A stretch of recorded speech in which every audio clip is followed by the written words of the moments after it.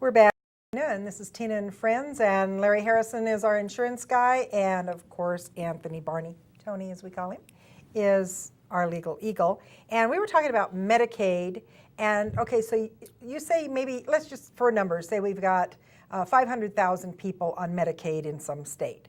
And then this happens, and people look at Medicaid and go, well, now that's cheaper than my insurance, and I'm right on the borderline for income, so I think I'll just go on Medicaid. And they go on Medicaid, and now you've got 1 million people instead of the 500,000, and the state has to pick that up. How does the state do that? Larry, how does the state do that? Oh, by raising taxes. That's real simple. But you know what's interesting?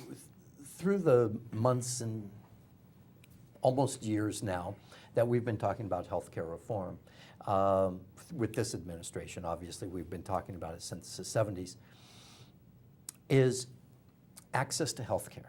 The problem in this country is not health insurance. The problem in this country is not healthcare. The problem in this country is the cost of health insurance, and obviously health insurance is expensive because healthcare is expensive.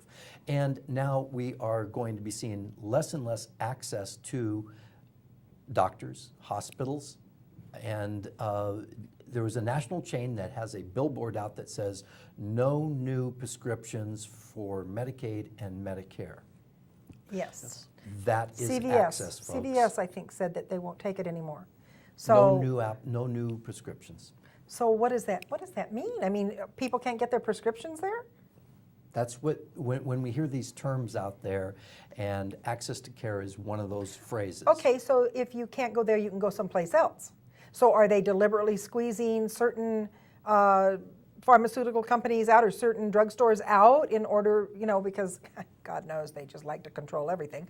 Are they squeezing this out on purpose, or is it because they just, yes? Yes. As we look at the timeline of implementation of this healthcare reform, in 2011, there's going to be radical changes in the health savings accounts as to what prescriptions can be purchased through a health savings account. Health savings accounts have gained a lot of momentum around the country, and They're a good idea.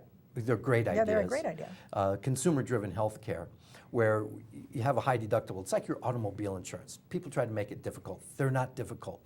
They're real simple. There's no co-pays to go to the doctor. Right. You have a high deductible just like your auto insurance, and after that, after you've satisfied your deductible, the insurance kicks in. So it's for like an emergency. Like if you find out you had a heart attack or something like that. It's for catastrophic coverage, right? And that's, it means what else you're do you need? self-insured for the up to your deductible, $1,000, $2,000, $3,000, up to $6,000 for the family.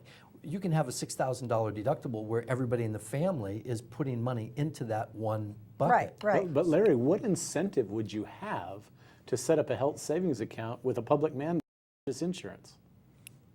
Well, there is no, when you say a public mandate, in other words, we have to pay for insurance.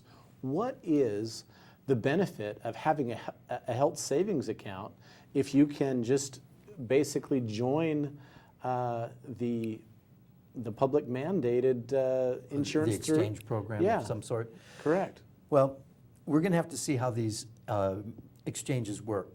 The health underwriters' take on these is we would like to see these be state-specific with the delivery system through independent brokers. The price does not change one penny whether you have a broker or don't have a broker. What happens is when people go online to buy insurance, let's say, they're not saving a penny. That's all regulated by the Department of Insurance, the Office of the Governor.